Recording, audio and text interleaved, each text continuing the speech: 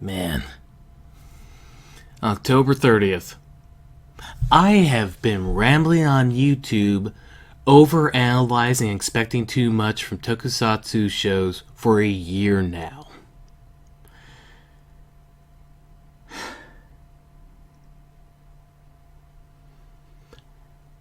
Yes, while October 17th was the first video I ever made for this channel, a Dark Souls theory video, it was October 30th when I made my first review and put it up on YouTube.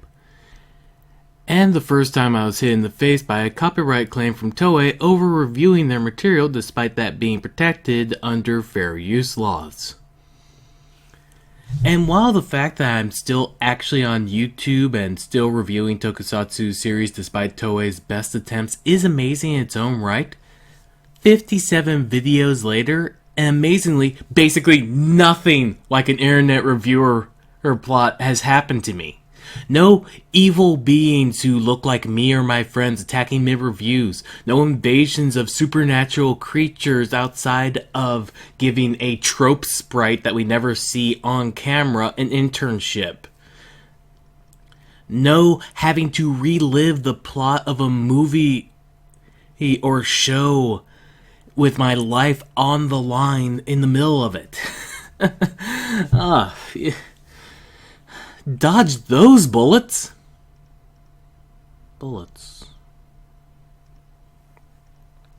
Maybe I should. No.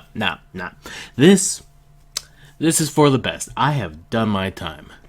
And that is not a slam on those who do have plots in their internet reviews. I am amazed by the people willing to put in the extra effort and time to write up the plot lines or the characters and to edit in those and effects and to actually go out and film things. Hello again, YouTube. Jake here with another Reading Too Much Into Things brief history look at a long-running tokusatsu franchise. This time we're looking at a franchise that, at the moment, I'm not going to dive too deeply into outside of a couple of movies. Unless we hit certain milestone goals on my Patreon. By the way, Patreon, right here, people. I only ask because, what with what I review and YouTube spiraling down the drain, Patreon's the only way I can make a living with these videos despite still, after a year, not having myself an opening theme song. I have a point. Right. Metal Hero.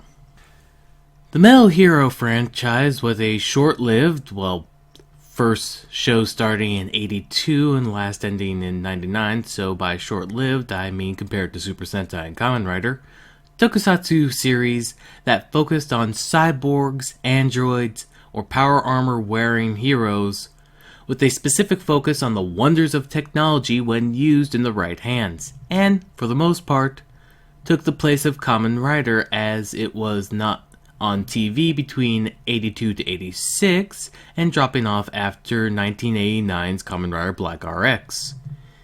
And if you're wondering why I haven't gotten into who is the Ishinomori of Metal Heroes, well, as far as I can tell, there isn't exactly one creative mind behind its creation. The best I can really tell was that it was created by Toei, as in the company likely had a pool of creators get together to craft it, I would imagine around the time of waning interest in writer series on the viewer side, or maybe as they want to move away from it on the side of Toei. I can't find any real information on this, and I am just going by what makes sense. But even with all that in mind, looking at it in hindsight, there was a bit of a problem with the theming, as it were, of this. Whereas Kamen Rider deep down had the theming of the power of the individual, of how no matter the conflict thrown their way, any person given the chance or tools can pull themselves back up and get back in the fight, and Sentai and Super Sentai clearly about the power of teamwork, about how if you got a team with you, no matter how hard the task, they'll be able to pull you back on your feet. which is why so many Sentais that become as red-centric as they are feel so hollow. What theming does Metal Hero have? Well, like I said, closer to the start, its theming was roughly how good technology is if it's used in the right hands. Well, what does that even entail? But enough rumbling and rambling about why I think it didn't last long. Let us actually start looking at this franchise. We start in 1982 with the release of the first Metal Hero series and also the first of the Space Sheriff series within this coming franchise, Uchu Keiji, or Space Sheriff Gavan. It tried to set up, like shows before it, basic visual and storytelling and through lines for the franchise to come, setting up that it was above all else cool, with its much more modern, sleek, cybernetic-looking hero. The plot was an evil space crime ring had come to Earth to turn it into a heaven of hell. As it stepped towards ruling the universe, in response, the Galactic Union Police send out a man whose mother was from Earth, Space Sheriff Gavan, in order to fight against the criminals and protect Earth. One of the more iconic things about Gavan, along with his look and his sword pulled out from the back of his hand, was that his ship also turned into a dragon. Like I said, the first and last thing that came to mind when talking about Gavan is coolness. The next two series were in a similar build. Uchu Keiji Charivan, a direct sequel to Gavan, has its main character be someone who first showed up in Gavan, saved by Gavan after a monster attack, and showed up at the end to return the favor in a brand new fancy body. And after Gavan's job is done, defeating his evil space criminals, Charivan finds himself stationed on Earth as well to fight off his evil space criminals. The third series, Uchu Keiji Shader, is another direct sequel, but doesn't just copy Charivan once again, wherein the main character this time deciphers the figures of the Nazca plane so well that it impresses the Galactic Union Police, so they pick him up and train him to be a space sheriff, named Shader. We'll be talking about him again in a few moments. We next have Kyoju Tokuso Jaspion, Giant Beast Investigator. And while we still have the character that looks like the previous heroes, theming-wise, we come to the first real derailing of a unified theme for the franchise, as this is the only Metal Hero who, as you can tell from the name, focuses on fighting giant monsters. The next two series will likely look familiar to my American viewers, especially those around my age.